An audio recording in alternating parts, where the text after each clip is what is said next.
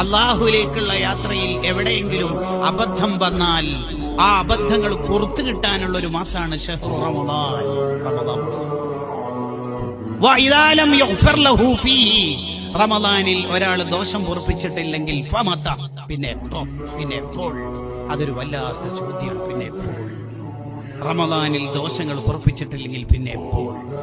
റമളാൻ വന്നിട്ട് ദോഷം പൊറുപ്പിക്കാത്തവനാണെങ്കിൽ അവനെ അല്ലാഹു സ്വർഗത്തിൽ നിന്ന് അകറ്റട്ടെ എന്ന ദുആ നടത്തിയത് ലക്ഷക്കണക്കിന് അമ്പിയാക്കൾക്ക് വഹി എത്തിച്ചു കൊടുത്ത മഹാനായ റൂഹുൽ അമീൻ ജിബ്രീൽ അലൈഹിസ്സലാം. എല്ലാ സന്ദേശങ്ങളുടെയും വാഹകനായ ജിബ്രീൽ അലൈഹിസ്സലാം, ലോക നേതാവായ അഷ്റഫുൽ ഖൽഖ് മുഹമ്മദുർ റസൂലുള്ളാഹി സ്വല്ലല്ലാഹി അലൈഹി വസല്ലം തങ്ങളാണ് ആമീൻ പറഞ്ഞത്. എന്താ ആമീൻ? എന്താണ് ദുആ? റമളാനിന്റെ ദിവസങ്ങൾ കെട്ടിയിട്ട് വേണ്ട വിധത്തിൽ ഉപയോഗിക്കാതെ ദോഷപൂർപ്പിക്കാത്തവൻ, അള്ളാഹുവിന്റെ റഹ്മത്ത് കിട്ടാത്തവൻ നരകത്തിലെത്തട്ടെ. ഒരു റിപ്പോർട്ടിൽ അങ്ങനെ തന്നെ കാണും, അള്ളാഹിന്റെ റഹ്മത്തിൽ നിന്ന് അയാൾ അകറ്റട്ടെ.